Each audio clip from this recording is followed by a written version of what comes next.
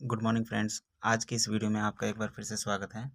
इस वीडियो में हम सैलरी स्लिप बनाना सीखेंगे कि किस प्रकार एमएस एक्सेल में सैलरी स्लिप को बनाया जाता है।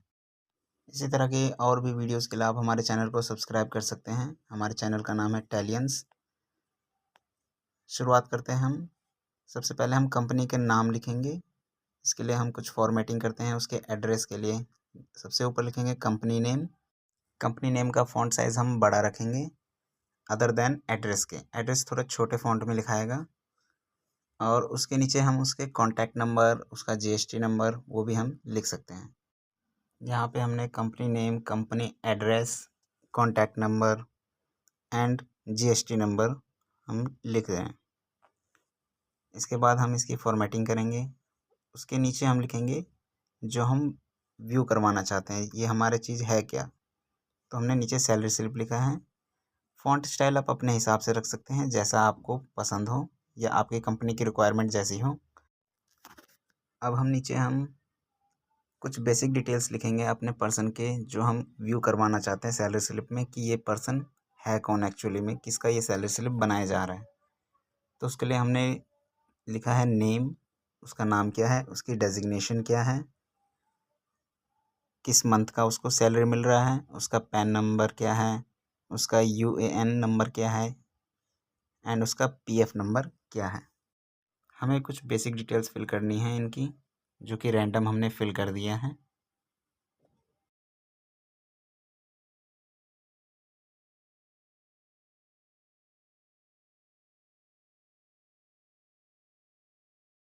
पर्सन की बेसिक डिटेल्स फिल करने के बाद उसी के जस्ट नीचे हम उसके अर्निंग्स और उसके डिडक्शन का कॉलम लिखेंगे।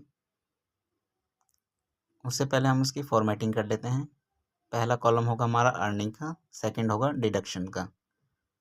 सेम फॉर्मेटिंग रखेंगे हम दोनों की।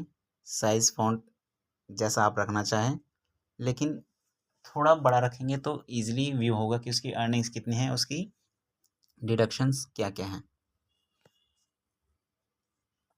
अर्निंग्स के अंदर हमने 2 कॉलम बनाई हैं, उसी तरह डिडक्शन के अंदर भी हम 2 कॉलम बनाएंगे, उसके सैलरी हेड और उसके अमाउंट का।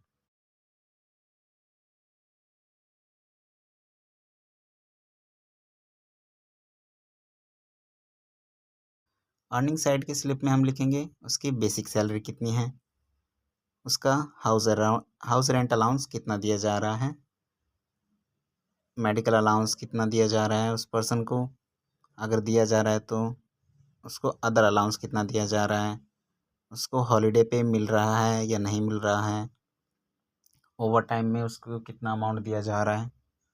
यही कुछ बेसिक डिटेल्स हम फिल करेंगे उसके अर्निंग साइड में।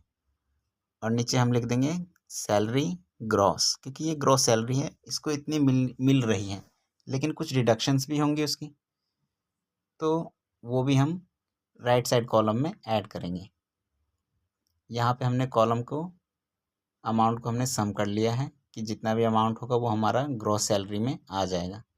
डिडक्शंस में भी हम सेम वैसे ही अमाउंट को हम सम कर लेंगे। अब आते हैं हम डिडक्शन साइड के कॉलम में। डिडक्शन में हम लिखेंगे उसकी पीएफ, एम्प्लॉय कितना पीएफ कट रहा है उसका, उसने कुछ इंस्टॉलमेंट भरना है, कुछ उसके डिडक्शंस हैं, तो वो हम वहाँ पे लिख देंगे। अब हमें बनाना है सैलरी इन हैंड, उसको कितना मिल रहा है।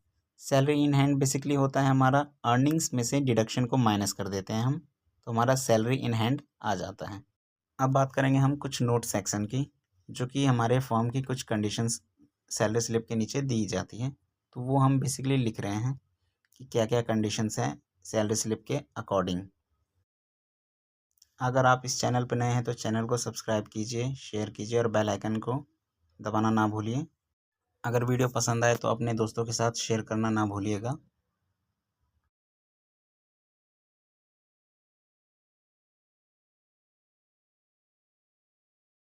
यहाँ पे हमने कुछ बेसिक डिटेल्स जो कि फॉर्म के रिगार्डिंग दी जाती है इन्फॉर्मेशन, वो हमने लिख ली है। इसके बाद हम उसकी कुछ फॉर्मेटिंग करेंगे, उसके फ़ॉन्ट्स, साइज़, उसके कलर, उसके बैकग्राउंड कलर जो आपको पसंद हो या आपकी रिक्वायरमेंट जैसी हो, उस हिसाब से आप कर सकते हैं। हमने यहाँ पे बिल्कुल सिंपल फॉर्मेटिंग की है अपने अर्निंग्स कॉलम के लिए और अपने डिडक्शन कॉलम के लिए। ताकि हमें सिंपली व्यू हो कि हमारे अर्निंग्स कितनी हैं और हमारे डिडक्शंस कितने कटे हैं। हमने सेम फॉर्मेटिंग अपने अर्निंग्स एंड डिडक्शन कॉलम में कर दी है। उसके बाद हमने कंपनी डिटेल को कंपनी और पर्सन डिटेल को हमने एक ही कॉलम के अंदर हमने फिल करके रख दिया है। उसके बाद हम कंपनी के नेम एड्रेस को, जैसा हमने बोला था, स्मॉल और बिग फॉन्ट साइज़ में हमें रखना है। सभी को हम सेंटर अलाइन कर देंगे।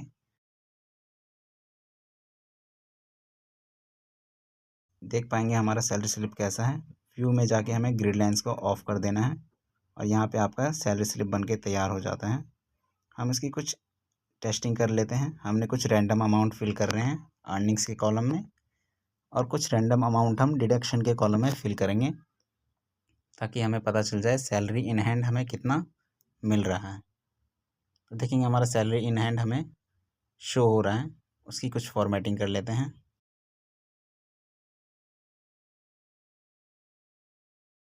बेसिक डिटेल को फिल करने के बाद हमने अपने अमाउंट कॉलम को सिलेक्ट करके उसमें कुछ डॉलर के साइन या रुपीज़ के साइन हम लगा सकते हैं। तो यहाँ पे देखेंगे आपका सैलरी स्लिप बन के तैयार हो गया है। Thanks for watching. धन्यवाद।